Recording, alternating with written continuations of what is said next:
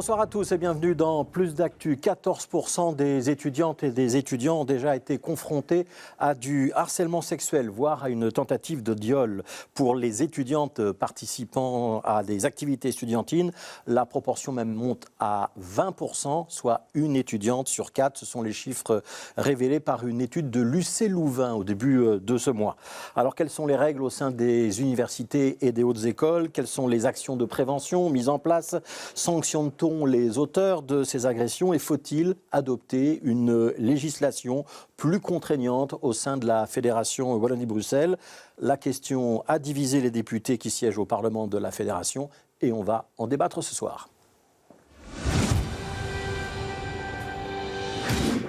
Voilà, et avec nous sur ce plateau, Françoise Kepmans, députée à la Fédération Wallonie-Bruxelles pour le mouvement réformateur, et Martin Casier, député dans le même Parlement pour le Parti socialiste. Avant de vous donner la parole, on va remonter à l'automne, à la période de la rentrée universitaire. Je vous emmène aux facultés Saint-Louis avec une opération de sensibilisation auprès des cercles étudiants.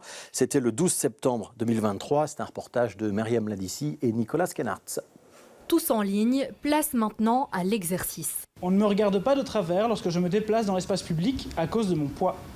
C'est le premier volet de cette formation de 4 heures. L'objectif, prévenir les violences sexistes et sexuelles en milieu festif étudiant. Au total, une dizaine de représentants de cercles ont fait le déplacement. C'est une formation obligatoire dans la formation du comité de cercle, donc tout le comité le fait, mais comme c'est espacé sur plusieurs dates, on ne se retrouve pas forcément les mêmes jours. On est souvent amené à faire des gros événements avec beaucoup de gens, notamment avec de l'alcool, etc., donc il y a de possibles dangers. Après, comment faire face à cela? Je pense qu'on n'a pas forcément les outils, entre guillemets, pour bien pouvoir gérer la situation. Des cercles qui ont parfois du mal à réagir. L'enjeu est donc de mettre en place un protocole d'action clair, notamment à l'approche de la rentrée. On est en début d'année, on est dans la période des guindailles, du folklore, et donc on sait que c'est une zone à risque parce qu'il y aura beaucoup de fêtes et parfois un peu de trop d'alcool. Et donc effectivement, c'est une période un peu sensible. Et donc les universités, mais aussi les communautés étudiantes et folkloriques sont très demandeuses qu'on puisse travailler sur ces questions-là. Et c'est là que le plan Sacha entre en jeu, avec 3 angles d'attaque: sensibiliser, orienter et informer. Nous, notre travail au plan Sacha, c'est de travailler avec les structures, de mettre en place un protocole pour savoir comment, d'une part, accueillir les victimes, d'autre part, prendre en charge les personnes qui agressent. Est-ce qu'on les exclut? Est-ce qu'on leur donne un avertissement? Qu'est-ce qu'on fait? Et puis aussi de savoir mettre en place toute une sensibilisation auprès du public. Pour notre objectif, c'est de mettre le consentement en fait au centre, de faire une culture de la fête qui soit une culture du consentement pour que les soirées se passent au mieux pour tout le monde. Des soirées qui sont encore loin de garantir un espace sécurisé. En Belgique, une étudiante sur 5 a vécu une tentative de viol durant ses études. Françoise Kepmans, petite réaction à ce reportage. Bonne initiative aux facultés Saint-Louis. Ce sont les bonnes pratiques qu'il faut suivre dans l'enseignement supérieur? Oui, absolument. Parce que c'est un phénomène qui est inquiétant, à savoir que beaucoup d'étudiantes, mais aussi des personnes LGBTQI+, sont victimes de ce type de harcèlement sexuel. Et donc, il faut nécessairement prendre des mesures. Et c'est une réalité qui n'existe pas que sur les campus universitaires, qui existe aussi dans la société en général. Et donc, il faut des actions spécifiques pour les campus universitaires, pour les établissements d'enseignement supérieur et universitaires, mais aussi d'une façon générale dans la société. Il y a des associations qui font un excellent travail à cet égard. Ouais, est-ce que vous avez le sentiment que les choses ont empiré ou qu'elles sont devenues aujourd'hui plus visibles que ce qu'elles étaient il y a 10, 20 ou 30 ans? Je pense qu'elles sont devenues plus visibles parce que justement il y a notamment la présence des réseaux sociaux et aussi une plus grande vigilance de la part des étudiants et aussi des autorités académiques. Ouais, je me tourne vers Martin Casier. Vous êtes député, mais auparavant vous avez été président de cercle, président du cercle des sciences à l'ULB. Vous avez organisé la nocturne de l'ULB, puis vous avez été vice-président de l'université. Ça faisait déjà partie de vos préoccupations à l'époque, cette problématique, ou c'est quelque chose qui a évolué avec le temps? Non, je pense qu'il faut oser dire que c'est grâce aux victimes qui ont osé prendre la parole aujourd'hui que ce sujet est enfin arrivé à l'agenda de manière très très explicite. C'est clair qu'à l'époque déjà, on en parlait. Mais ce n'était pas une préoccupation aussi majeure qu'aujourd'hui. Je pense aussi d'ailleurs que la culture était malheureusement beaucoup trop permissive sur tout un ensemble d'actes ou de comportements de gens, et principalement des hommes, à l'intérieur de ces structures. Donc grâce à toute cette libération de la parole, grâce à des victimes courageuses qui ont osé porter cette voix, aujourd'hui d'abord on a des chiffres, parce qu'avant il n'y avait même pas de chiffres, on a fait des enquêtes et surtout maintenant c'est un sujet de préoccupation majeure. Oui, il y a eu cette fameuse publication au début de ce mois de février de l'UC Louvain, 14% de toute la population estudiantine dans cette université qui a pu être victime de harcèlement sexuel. Et le harcèlement sexuel, ça va jusqu'au viol. Et on parle d'une étudiante sur 4 lorsqu'on parle d'étudiantes très actives dans les activités folkloriques ou dans des quotas projets. Ce sont des chiffres interpellants, Françoise Keppmans ? Tout à fait, ouais. Tout à fait. Et c'est pour ça qu'il faut prendre des mesures. Alors des mesures qui soient d'abord internes à l'université. Il faut des conventions, que les autorités académiques aient des conventions avec les cercles, justement pour pouvoir poser des balises et mettre un cadre par rapport à l'occupation et au folklore qui anime ces cercles. Oui, on en a beaucoup parlé de cette relation avec les cercles étudiants, notamment aussi pour des questions de consommation d'alcool. Martin Casier, vous avez le sentiment que les choses sont plus encadrées, excusez-moi de lire ça comme ça, aujourd'hui qu'à votre époque ? Non, mais je pense les chartes de baptême et tout ça, elles existaient déjà à l'époque, on les a effectivement renforcées. Je pense que ce que démontre l'étude de l'UCL aussi, c'est que les choses ne sont pas limitées au cercle étudiant et au folklore étudiant. Non. La situation, elle est malheureusement présente dans toute notre société. Et d'ailleurs, que ça soit l'étude de l'UCL qui sort maintenant, mais c'était les mêmes chiffres déjà dans votre reportage. Il y avait une étude à l'ULG il y a quelque temps. Il y a une étude qui a été faite par Mme Tulkens aussi sur l'ensemble de la Belgique. Et malheureusement, on constate les mêmes types de chiffres, c'est-à-dire une vingtaine de pourcents, une femme sur 5, il faut réaliser ce qui se passe. Une étudiante, une femme sur 5 a subi des actes qui vont jusqu'au viol. C'est vraiment une situation absolument intolérable. Donc ça nécessite une mobilisation générale de tous les niveaux de pouvoir. Mais c'est clair que c'est pour ça qu'on demande à la ministre de l'Enseignement supérieur de prendre en main et de fixer un cadre spécifique propre au campus, pas pour se sortir de la loi, mais tout simplement pour qu'on ait des méthodes harmonisées sur tous les campus. Alors justement, la question de savoir s'il faut ou pas une législation spécifique dans les universités et les hautes écoles, c'est le cœur du débat. La ministre de l'Enseignement supérieur, Françoise Berthiaud, membre du mouvement réformateur, s'y oppose et elle était dans notre matinale la semaine dernière pour expliquer pourquoi. On l'écoute. Si on adopte des législations spéciales campus, on a un grand risque de ghettoiser ces campus encore plus. Et donc d'aggraver, on sait que dans un ghetto, les problématiques s'aggravent et d'aggraver encore les choses. Et c'est ce que je me suis évertuée à répéter cette semaine au Parlement. Par contre, sur les campus, il y a, et il faut maintenir, des points de contact qui ont été mis en place pour que les étudiants puissent être orientés vers les bons services d'aide aux victimes, de soins si nécessaire, pouvoir déposer plainte à la police. Et ça, c'est très très important qu'ils aient ce point de contact parce qu'ils peuvent être désorientés, ils sont encore jeunes aussi, et qu'on puisse les guider vers les bonnes démarches. Mais malheureusement, le phénomène qui a été objectivé par l'étude de l'Université de Louvain est un phénomène qui est un phénomène de société. Alors, Martin Casier, peut-être un mot de contextualisation pour que tout le monde comprenne bien.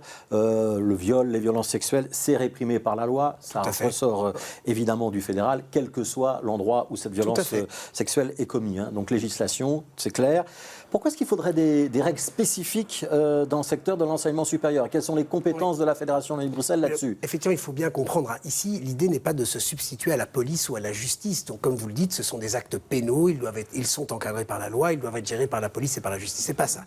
Mais quand Mme Berthiaud parle de point de contact, par exemple, aujourd'hui, c'est encore laissé au bon vouloir des institutions. Certaines institutions en ont, certaines institutions n'en ont pas. Certains en ont des points de contact internes, d'autres des points de contact externes. Par ailleurs, je ne pense pas que les points de contact, c'est juste là pour informer. Il faut aussi que ce soit des vraies personnes de confiance qui puissent accompagner les victimes en cas de problème. Et donc, nous, ce qu'on veut, c'est un cadre décrétal spécifique qui dit que dans chaque institution, il faut ces points de contact, il faut des services d'accompagnement, il faut des budgets aussi pour aider les cercles Parce qu'aujourd'hui, M. Grosfilet, il y a plein d'actions qui sont portées par les étudiants et les étudiantes eux-mêmes. C'est évidemment très très bien parce qu'ils doivent être acteurs du changement, mais on ne peut pas leur laisser tout sur leurs épaules. Aujourd'hui, toutes les safe zones dans les fêtes étudiantes, elles sont réalisées par les étudiants eux-mêmes sans aucun financement de la Fédération à l'université. Donc il faut un décret. Oui, il faut un décret parce qu'il faut aussi qu'on encadre un service d'accompagnement externe. Dans l'étude de l'UCL, moins d'un étudiant sur deux a confiance dans son institution pour régler les problèmes. Moins d'un étudiant sur deux. Donc on doit mettre en place ces points de contact internes, mais on doit aussi mettre en point de contact externe, en dehors des institutions, pour si, au cas où les étudiants n'ont pas confiance dans leurs institutions, ils puissent aller s'interroger, interroger et porter plainte ailleurs de leur institution. Donc l'idée du décret, c'est de rendre notamment ces points de contact obligatoires pour tous les établissements d'enseignement supérieur, universités, hautes écoles. Aujourd'hui, il y en a qui n'en ont pas ? Oui, il y en a qui n'en ont pas parce qu'ils n'en ont pas toujours les moyens, qu'ils n'ont pas toujours l'occasion de le faire, parce que c'est des toutes petites institutions aussi parfois, hein, donc je ne leur jette pas la pierre, mais ce qu'on veut, c'est harmoniser tout ça, harmoniser ces services externes, comme je le disais, c'est très important, et puis financer les mesures de prévention et de sensibilisation. Alors, Françoise Kepmans, pourquoi est-ce que Françoise Berthiaud ne souhaite pas de ce décret ? En tout cas, elle n'a pas l'air décidée à le rédiger, à le soumettre aux parlementaires dans un proche avenir. Oui, parce que il n'est pas nécessaire d'avoir un cadre spécifique pour les établissements d'enseignement supérieur ou universitaire, parce que c'est un petit peu considéré qu'ils ont une vie à part, alors que cette problématique, elle se pose, je dirais, à tous les niveaux, dans tous les contacts que l'on peut rencontrer. Et donc, avoir un cadre spécifique a un côté stigmatisant. Et c'est vrai qu'alors on pourrait considérer finalement que les écoles, ce sont, comme Mme Berthiaud l'a dit, ce sont des ghettos qui vivent sur eux-mêmes. Or, au contraire, l'enseignement supérieur fait partie de la société. Ouais. Est-ce que malgré tout, avoir un décret, ça ne permet pas d'unifier les pratiques et de les rendre obligatoires pour tous les établissements ? Oui, mais il existe actuellement un arsenal juridique qui permet d'accompagner les étudiants qui se posent des questions, qui sont victimes de harcèlement. Et il y a également les maisons de justice qui peuvent les accueillir. Il y a les centres de prise en charge des violences. Donc, et tout ça nécessite une plainte formelle auprès de la police de par les victimes. Et tout le débat aujourd'hui, c'est de bien voir qu'il faut accompagner en amont les victimes parce que ça demande énormément de courage d'aller porter plainte. Et donc c'est de ça dont on parle, hein, Madame Skepmans, c'est d'avoir ces points de contact internes, d'accompagner, d'informer, de sensibiliser. Et aussi, parce que je pense que ça passera par là, il faut aussi qu'on change un tout petit peu le cadre général des membres de la communauté universitaire. Il faut rendre obligatoire les formations à la question du consentement et du patriarcat, pas seulement auprès des étudiants, mais aussi auprès du membre du personnel, parce que des situations difficiles entre professeurs et étudiantes, ça existe aussi. Ouais. Françoise Skepmans, est-ce que ça veut dire que vous êtes d'accord sur les buts ? J'imagine, mais vous n'êtes pas d'accord sur le moyen d'y arriver. Voilà, on peut se passer du décret. Je pense qu'on peut se passer du décret, absolument, et que chaque université a la possibilité, comme elle le fait déjà actuellement, de pouvoir s'organiser, avoir ses points de contact, avoir ses formations auprès des étudiants, évidemment, mais aussi auprès du personnel enseignant, auprès des agents de sécurité. Il y a beaucoup de mises en œuvre qui peuvent être réalisées par rapport, comme je le disais, à ces points de contact qui jouent un rôle tout à fait important. On peut aussi conditionner, c'est-à-dire pour les cercles que nécessairement il y ait pour l'occupation des locaux par ces cercles un certain nombre de conditions à respecter. Donc ça existe souvent déjà. Hein. Une petite précision quand même, parce que j'ai du mal à comprendre, parce que je crois avoir vu qu'il y avait déjà eu l'idée d'un plan adopté en 2021 avec une résolution. Et je pense que le mouvement réformateur l'avait adopté. Tout à fait. Et cette résolution demande la mise en place d'un cadre décrétal pourquoi particulier. Pourquoi est-ce que 3 ans plus tard, ça n'est toujours pas réalisé, Martin Casier ? Écoutez, c'est tout le sujet de notre énervement, c'est tout le sujet aussi du débat que nous avons eu avec Mme Berthiaud. Je suis désolé de devoir le dire, mais 2 ans après cette résolution, Mme Berthiaud nous annonce la mise en place de 2 groupes de travail. Ça a changé de ministre aussi entre-temps. Oui, bien sûr, mais mais donc derrière ça, M. Grosfilet, il y a des victimes tous les jours sur le campus. Et donc dire qu'il a fallu 2 ans pour mettre en place 2 groupes de travail, je pense que c'est réellement insultant et faire peu de cas de la situation psychologique des personnes qui sont concernées. C'est pour ça qu'on demande ça et on ne comprend pas que le MR ne veuille pas le mettre alors qu'ils ont voté cette résolution avec nous qui demande plein plein de choses, mais dont ce cadre décrétal particulier. Donc en fait, c'est revenir sur une parole qui avait été donnée. Oui, une dernière question. Le PTB a introduit une résolution cette semaine pour essayer de relancer le débat. Vous n'avez pas voulu la voter, par contre? Non, parce que en fait, la résolution existe déjà. Donc cette motion, elle n'allait rien apporter de plus. Elle allait simplement rappeler le fait que nous devons, comme parlementaires, faire le suivi de notre travail législatif. Monsieur Grandfilet, c'est notre responsabilité. Et c'est pour ça qu'on interroge Madame Berthiaud et Madame Glatini avant, tous les 3 mois sur cette question en commission. Il ne faut pas croire que c'est arrivé comme ça, sans travail sur le long terme. Est-ce que de la résistance sur cette question? Et pourquoi est-ce que vous, finalement, pourquoi vous ne voulez pas ce décret, Françoise Kepmans? Alors, parce que nous pensons qu'il y a des solutions alternatives qui sont tout à fait concrètes et qui peuvent être rapidement mises en œuvre, et qu'on commence par ce type de décret pour les établissements d'enseignement supérieur et universitaire, et puis on va poursuivre par rapport à d'autres structures. Et je pense qu'il existe aussi, et que pour moi, en fait, le respect, ça doit commencer dès le plus jeune âge. Et on met aussi des structures en place, telles que les VRAS, pour justement apprendre aux enfants au respect. Ouais. Alors, au respect de l'autre. Et donc, des politiques, il y en a beaucoup. C'est tout ça le sujet. On voit que ça ne suffit pas, et c'est pour ça qu'on avait fait avec vous ce travail pour proposer un cadre décrétal. Je vois que vous ne voulez pas revenir et vous parlez de stigmatisation maintenant, mais ce n'est pas de stigmatisation dont il s'agit, c'est d'accepter que dans un milieu universitaire où il y a des rapports de pouvoir, des rapports de hiérarchie qui sont fortement présents, il y a un professeur, il y a des étudiantes, on n'est même pas en place, et bien là, il faut un cadre particulier pour protéger les victimes. Alors, je vous propose, pour avancer dans le débat, d'entendre une autre intervention. C'est celle d'Emila Ogja, c'est la présidente de la FEF, donc la Fédération des étudiants francophones. Et pour elle, c'est clair, aujourd'hui, toutes les universités et hautes écoles ne proposent pas les conditions optimales dans cette lutte contre les violences sexuelles. On l'écoute. Clairement, il y a un manque de confiance, et ça s'est vu notamment avec les comptes sur les réseaux sociaux, balance ton folklore, balance ton prof, balance ta fac. En fait, les étudiants n'ont pas retrouvé forcément ce droit de libérer la parole auprès de leur établissement, et donc ils l'ont dénoncé sur les réseaux sociaux pour pouvoir interpeller les établissements et aussi le politique pour créer en sorte qu'il y ait vraiment un endroit anonyme et qui fait en sorte qu'ils puissent vraiment avoir une suite à ces plaintes et qu'on puisse vraiment protéger au mieux les victimes. Ce qu'il faudrait, c'est qu'à un autre niveau puisse prendre le lead là-dessus et créer un cadre légal qui serait commun à tous les établissements. Donc ceux qui ont moins de moyens pourront quand même avoir un cadre, parce que c'est le cas dans la plupart des établissements au final de l'enseignement supérieur, il n'existe presque rien. Et de faire en sorte que ces procédures puissent être gérées à un niveau externe de l'établissement et qu'ils puissent vraiment avoir des experts. Emila Ogja, présidente de la FEF, elle a été interrogée par Camille Payot dans le cadre de notre journal de 12h30. C'était le 14 février. Je me retourne vers vous, Françoise Kepmans. On entend la FEF qui est plutôt favorable à une forme de législation et qui dit aussi les points de contact, ça n'existe pas partout et il faudrait une instance supérieure avec des experts, un aide de l'extérieur. Est-ce que ça, c'est quand même pas une idée que vous devez retenir ? Oui, c'est une idée tout à fait positive, mais je pense que les universités disposent de ces possibilités pour avoir justement permettre la formation, permettre les points de contact, que ces points de contact soient efficaces, qu'ils accueillent véritablement les demandeurs, les étudiants, mais aussi d'autres personnels. Il y a des petits établissements, notamment dans l'enseignement artistique, qui ne proposent pas encore de points de contact. Parce que, Françoise Berthiaud a annoncé sur l'antenne de BX1 qu'elle allait avoir une sorte de vérification et une réunion de l'ensemble de ces points de contact. Mais s'il s'avère qu'il y a des établissements qui n'en ont pas, ça veut dire qu'il y a quand même un petit souci. Absolument. Ouais. Et donc, il faut absolument faire en sorte un cadre décrétal particulier pour encadrer ça. C'est tout à fait ça, Madame Kepmans. C'est ça dont on a besoin.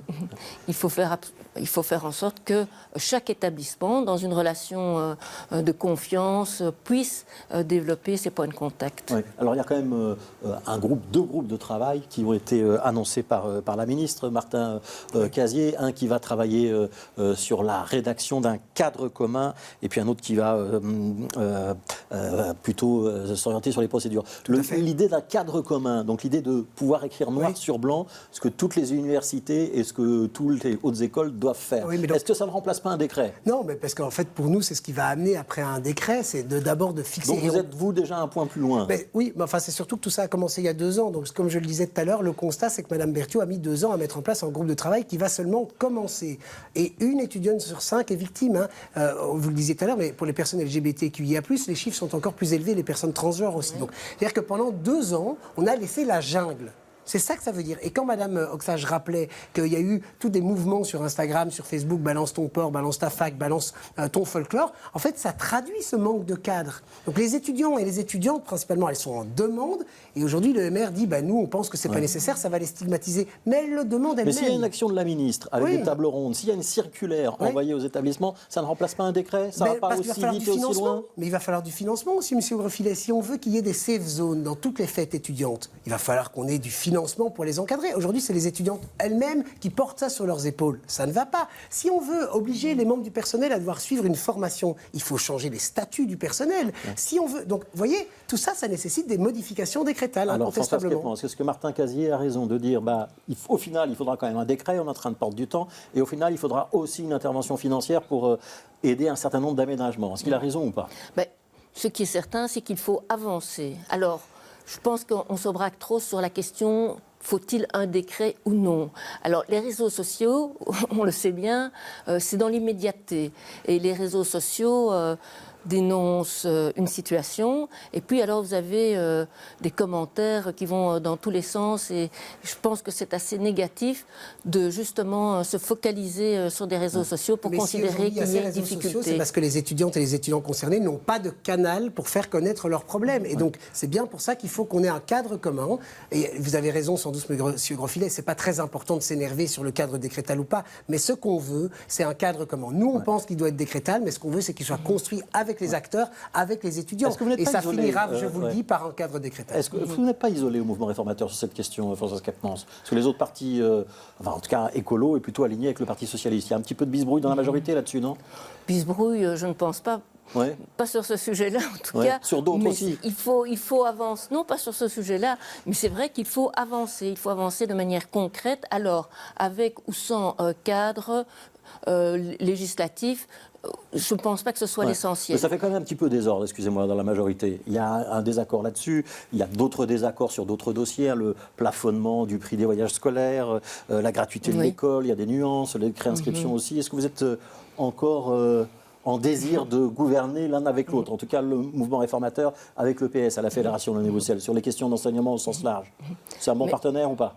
Je pense que nous avons été des partenaires fiables sur ces questions. Alors c'est vrai que l'enseignement, par définition, ça suscite beaucoup d'interrogations, ça suscite beaucoup d'effervescence. Et c'est normal que 2 partis aussi importants que le MR et le PS doivent nécessairement se rencontrer, discuter pour pouvoir trouver une ligne de conduite commune, mais nous y avons... Mais pas sur ce point-là, visiblement. Nous avons atteint cet objectif quand même. Casier, même question. Est-ce que le MR est un partenaire désirable? Est-ce que le bilan en matière d'enseignement supérieur ou fondamental est bon? Écoutez, notre président Paul Magnette a répondu à cette réponse très très clairement. C'est-à-dire que nous, on souhaitera avoir les majorités les plus progressistes possibles dans la suite des élections. Plutôt sans le mouvement réformateur. Et si on peut se passer effectivement du mouvement réformateur, on le fera. Et pas pour dire que tout ce que nous avons fait, évidemment, est acheté dans la poubelle, loin de là, et on a fait des très bonnes choses sous ce gouvernement. Mais il faut quand même constater, violences sexuelles et sexistes sur les campus, nous sommes en désaccord. Décret paysage, nous sommes en désaccord. Précarité étudiante,